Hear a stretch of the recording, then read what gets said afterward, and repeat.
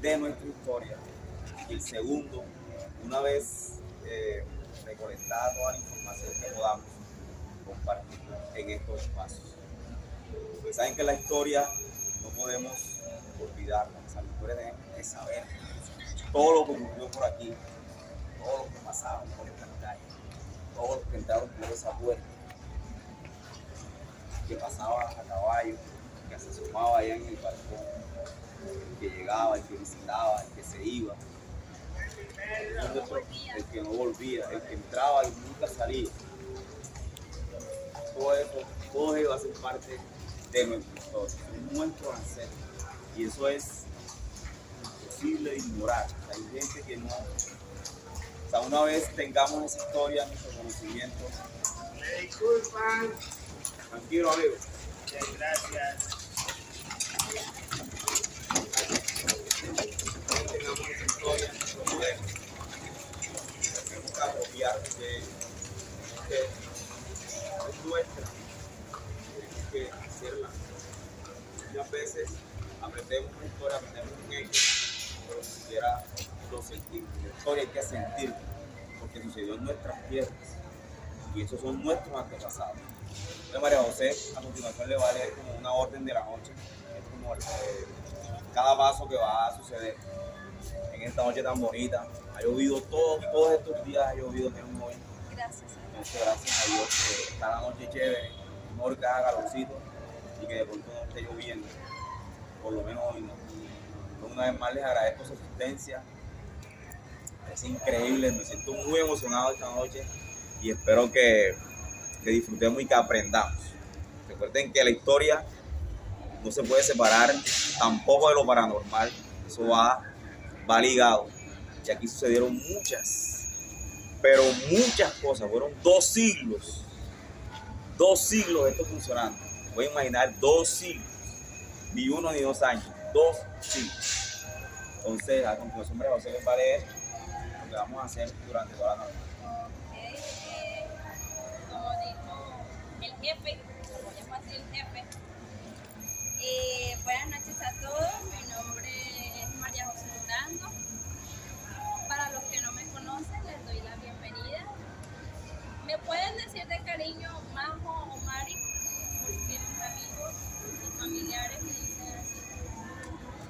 Y bueno, le doy gracias a Dios por esta oportunidad, porque se dio en el momento en que Dios y la vida me lo andaba buscando y yo en mi corazón me decía hágalo y ahí estamos trabajando juntos y vamos a seguir trabajando durante mucho tiempo junto con mi papá, mis padres principalmente.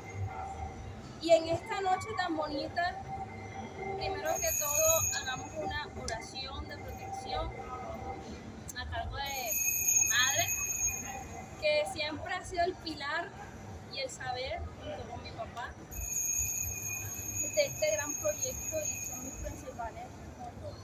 Entonces le doy a continuación, primero que todo, la orden de la noche es la oración. Segundo, la bienvenida a los invitados. La reseña histórica del Palacio de la Inquisición por parte del señor John Hernández y parte mía y persona María Durango, aquí ubicados en la rincón del Palacio. Historia de Paula y Luz, haciendo intervenciones y aportando opiniones sobre cada una de ustedes de la reseña histórica de esta gran mujer. Muestra de la Casa de los Calabozos frente a la calle vecina de la capital, intervención de ustedes, los invitados y participación de manera voluntaria que quiera aportar. Estamos dispuestos para escuchar en esta noche. Testimonios paranormales, reseña histórica de la ventana de la Dulce, que nos encontramos en la ventana al frente de la biblioteca Bartolomé Calvo. Refrigerio en la Casa del Inquisidor y por último cerramos con noche de oro de despedida. Bueno, entonces primero que todo la oración de mis padres, que ha sido el pilar de ellos, y aquí en manos de Dios se los debo. Buenas noches, un placer estar aquí con ustedes y dándole gracias a Dios por el Ser Supremo que nos ha mantenido esta noche, porque podemos reunir aquí y en compañía de Él hacer estas caminatas y con su mano poderosa siempre nos va a iluminar para las cosas buenas que Él tiene para todos nosotros y de verdad que les agradecemos mucho esta gran reunión que nosotros hoy tenemos. Gracias mi Señor y que doy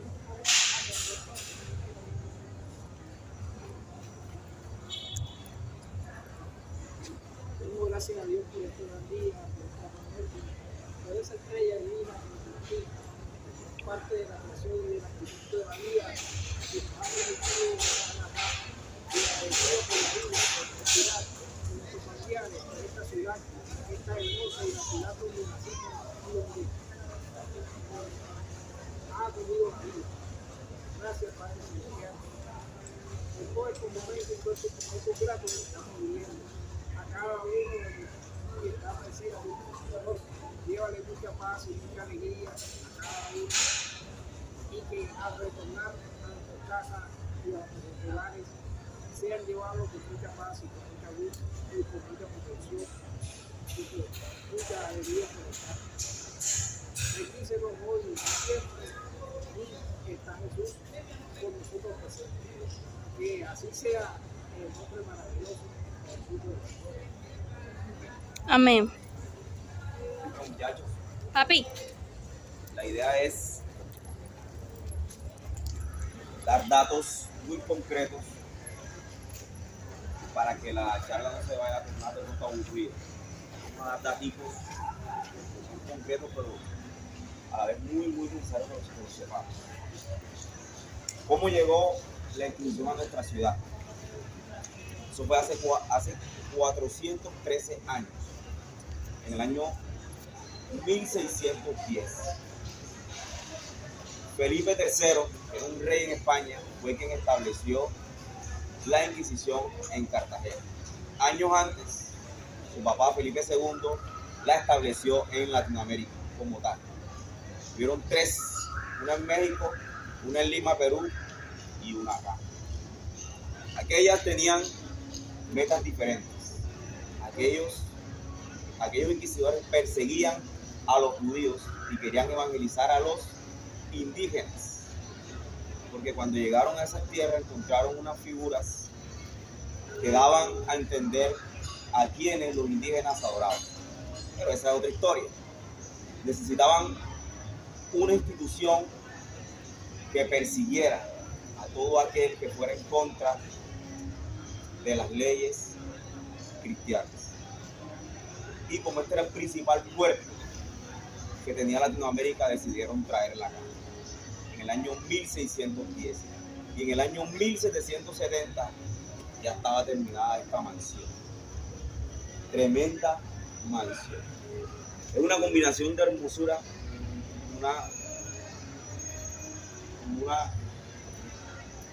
¿cómo le diríamos? Una arquitectura hermosa, pero a la vez dentro de ella ocurrían cosas muy siniestras, muy terroríficas. Tremenda combinación de lo terrorífico con la belleza. Su característica: eso es un diseño barroco, una piedra coralina, que es súper difícil de tallar, y ahí la colocaron. Ahí arriba había una cruz también tallada, pero cuando nos independizamos la quitaron. A las personas que lucharon por nosotros acá, precisamente mañana cumplimos independencia, la quitaron cuando nos independizamos totalmente de la corona española. Entonces, tres fechas fundamentales. La primera Inquisición, la primera, ocurrió en Francia, en el año 1229, la primerita. En que la segunda la estableció Felipe II en Latinoamérica y la tercera Felipe III acá en la ciudad de Cartagena. ¿De dónde nace la palabra Inquisición? Del latín inquisition, que significa averiguación o investigación. Entonces, ¿cuál era la intención de ellos? averiguar o investigar todos los actos que iban en contra de la doctrina cristiana. ¿Cuáles eran los más graves? El adulterio, la hechicería, la herejía, inclusive hablar inglés y hablar francés, eran considerados uno de los delitos más graves. En esta plaza se quemó a un sacerdote. Aquí quemaron a un sacerdote. En la ciudad quemaron 5 personas. Esta institución quemó a 5 personas. En las otras instituciones hubieron más quemados, pero acá solamente 5. Y ahí quemaron a un sacerdote, que era el obispo de la iglesia, de la catedral. ¿Por qué? Porque este obispo andaba con una bruja, de la cual María José les va a hablar ahorita. Una bruja que fue muy renombrada en la ciudad en el siglo XVII. A continuación, María José, si tienen de pronto alguna pregunta hasta el momento, o si quieren aportar algo hasta el momento de la reseña histórica, pueden hacerlo en este momento. Adelante, mis niños. Vamos para escuchar. La Inquisición vino fue a eso, a perseguir prácticamente toda persona que fuera en contra de la doctrina cristiana. Y como en esos tiempos estaban llegando los esclavos, ellos trajeron desde África, ellos trajeron muchas creencias y muchas prácticas que para la corona española eran muy peligrosas. Entonces, por eso se estableció la Inquisición en la ciudad de Cartagena.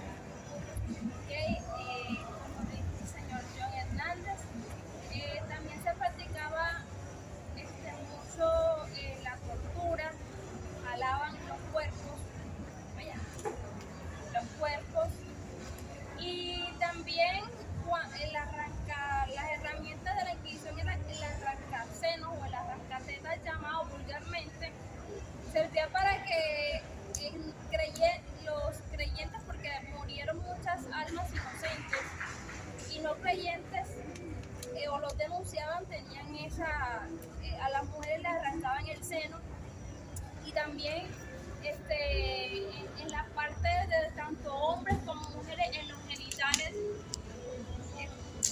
pues también hubo una herramienta que se llamaba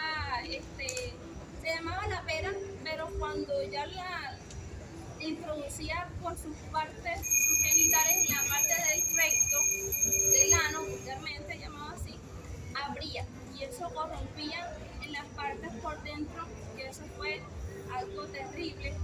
También en otros episodios también colocaban a los esclavos, a los judíos, en parte de ellos el cuello de púas, que de ahí cuando los introducían ya no tenía vida estas personas que inocentemente murieron por unas creencias religiosas. Segundo, el vudú, en la parte de la mezcla de los africanos, se practicaba mucho el vudú, la brujería, en sí como tal no era brujería en ese tiempo, pero sí era un delito. Por eso es que los judíos y también los esclavos practicaban en su casa o zonas ocultas para evitar estas torturas, para que hoy en día, para que en ese siglo no se llevara a cabo tantas muertes y almas inocentes hoy ya no están con nosotros. Un dato importante que se interrumpa. El objetivo principal de la Inquisición no era matar, sino hacer que la persona confesara. Por eso era que las torturas eran demasiado horribles. Habían cosas que aquí podía durar una persona hasta 3 meses de tortura. Había quienes decían lo que los inquisidores querían escuchar. Pero también había cierta desconfianza por parte de la Inquisición, que decían, no, está diciendo la verdad, está diciendo lo que queremos escuchar para no ser torturados. Entonces había como ese tipo, como esa desconfianza de parte de ellos. Pero su principal objetivo no era matar, Exactamente. sino torturar para que los acusados confesaran. Claro, y en sus herramientas estaban la horca, estaba también La jarra de agua. la jarra de agua, Había más.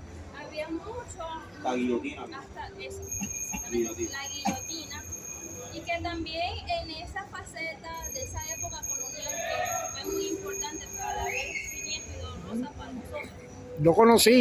Yo conocí la cama de las torturas. Ahí Yo la entonces, conocí, la cama de las torturas actualmente la quitaron. Que yo hacía soporte allí y la quitaron. Existe la guillotina que está allá en el patio.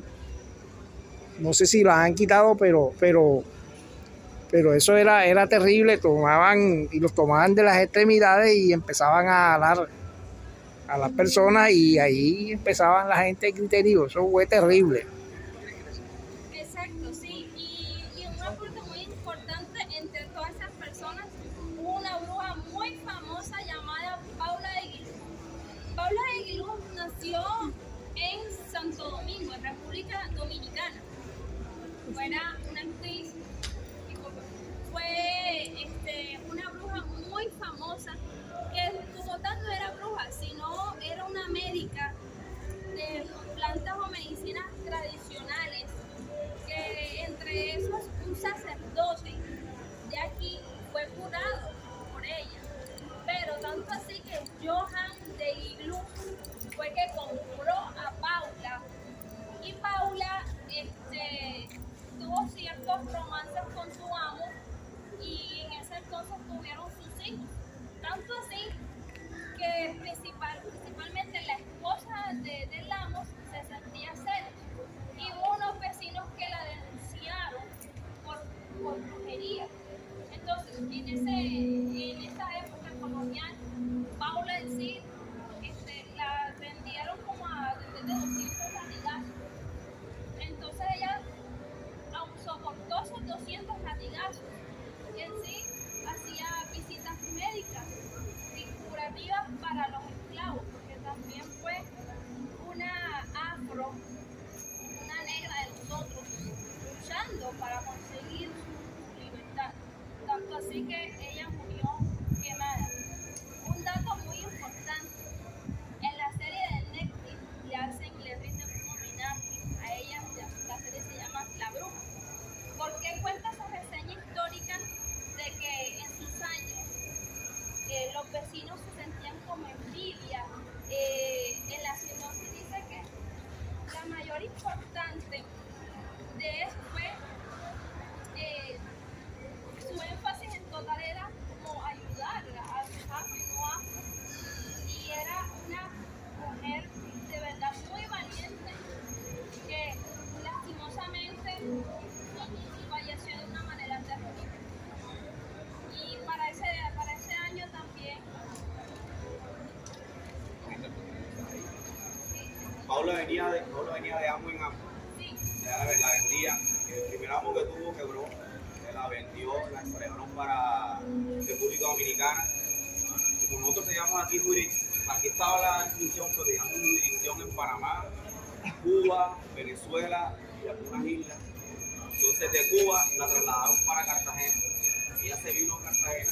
Ustedes se pueden imaginar una mujer mulata ya señalada de brujería, con ropa, de gente pudiente, caminando por aquí, diciendo la gente diciendo, hey, una esclava, caminando por ahí, y los mismos inquisidores creían en su poder. Y algunas personas de la alta sociedad la llamaban, pero escondidas, para que le hiciera trabajo. Era la médica de cabecera de un obispo que vivía en esa iglesia. Ese fue el obispo que fue quemado aquí.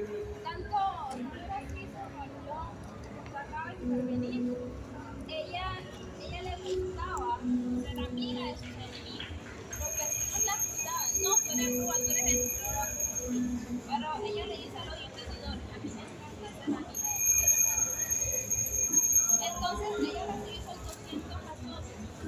¿Para qué? Para que en ese trato que ella llevó a Santiago de Cuba,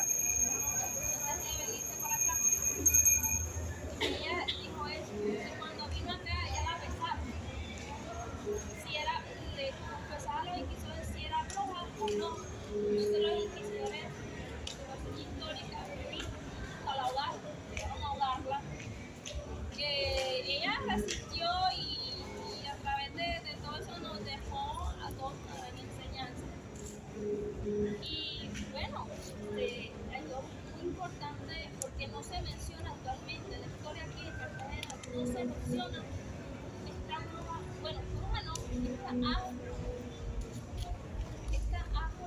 y americana, en la actualidad, todo el mundo ha escuchado a Bolívar y eso, pero en sí, la de nosotros, la heroína, la cartagenera, la que murió aquí quemada.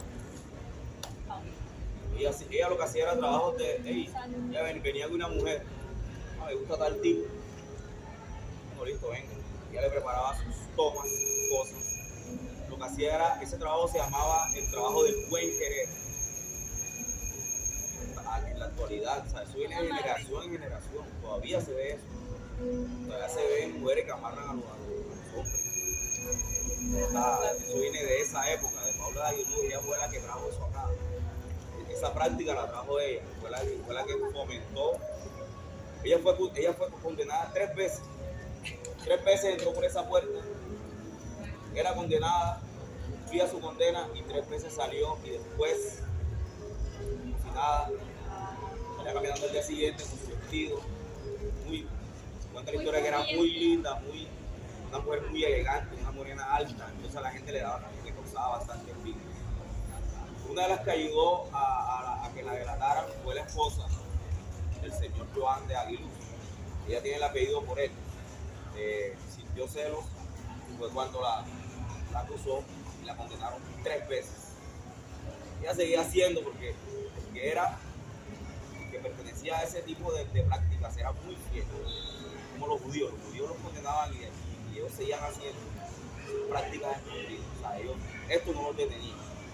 La Inquisición creo que nunca detuvo a esa gente, porque, o sea, aparentemente ya dejaban, la Inquisición nos declaraba como salvos, porque gracias a nosotros ya esta persona se ha salvado, pero no, ellos seguían con sus prácticas hasta la hora, hasta estos días se siguen practicando ese tipo de cosas. De hecho, un dato muy curioso que vino desde España hasta acá para hacer la Santa Inquisición desde 1710 hasta 1770. Este Palacio de Inquisición fue, el inquisidor se llamó Fray Torregrosa. Fue un rey, fue un sacerdote, primero que todo fue un rey, y ahí por cuestiones de la corona lo destituyeron de su puesto. Tanto así que se convirtió en sacerdote y llegó acá a Cartagena a imponer leyes. Venía por los judíos y también esclavos. Pero económicamente el Palacio de la Inquisición venía de una crisis económica, que tanto así la mayoría de los judíos no fueron castigados totalmente, sino que hubo algunos que sí los castigaron, pero hubo otros que siempre manteniendo los negocios junto con los judíos, siempre manteniendo suministraron la crisis económica de este palacio arquitectónico como acabamos de mencionar. Y bueno, y más los esclavos también fue de gran ayuda importante hasta lo que hoy en día. ¿Sabes? Parece que utilizó un tiempo que estaba decayendo económicamente, no tenían dinero. Al que practicaba la tortura, a ese señor había que pagarle bien. El señor no podía matar, no podía sacar sangre, porque era considerado un pecado. Ellos tenían que torturar hasta cierto punto. El palacio estaba quedando, pero aquí estaba quedando sin dinero, pero aquí había unos comerciantes judíos que vivían y tenían muchos negocios acá. Entonces, ¿qué hacía la Inquisición? Desde esa época había corrupción. Le decía a los comerciantes, hey, te vamos a dejar pasar, lo estás haciendo, pero pagas algo. Tanto fue el éxito de esa corrupción que se considera la Inquisición más poderosa inclusive que la corona española. Llegaron a tener más dinero, y estoy hablando de las tres instituciones, Ciudad de México, Lima y la ciudad de Cartagena. Llegaron a tener más dinero que la propia corona española. a causa y a costilla de los comerciantes judíos. No les hacían nada, no los condenaban y ellos pagaban para eso. Claro, es muy importante que en esta oportunidad que en Lima, pues en Lima venía ya por el lado de Tamaulipas y en México también, en la parte de los indígenas, tanto en México como Lima, tuvo una ley estricta, pero aquí sinceramente, como Cartagena siempre ha sido un puerto, el Palacio de Inquisición tuvo que establecer una ley. Y en este caso, en Lima y Perú, en Lima y en México, tuvieron que ser supremamente estrictos de los lados de los indígenas y unos cuantos judíos. ¿Para qué? Para que ellos establecieran su ley. Aquí, en cambio, en Cartagena, ya creando este palacio arquitectónico, fue tanto se practicaba la herejía y es prácticamente el catolicismo para establecer la ley, sino que es así que es muy importante cómo se establecen las leyes católicas. Y más allá de su independencia, como el conflicto, hoy en día somos un país libre, nosotros podemos elegir nuestra propia religión. Bueno, vamos a dirigirnos ahora, porque el palacio en estas cosas se divide en tres grandes espacios, en tres grandes casas. Estas dos que están aquí en la plaza y la otra allá en la calle vecina, que es la casa de los calabozos. Vamos a mirar la casa de los calabozos, se supone que es una caminata. Ahorita nos da sueño porque está sentado, vamos a caminar un rato. Mari, da permiso, Mari.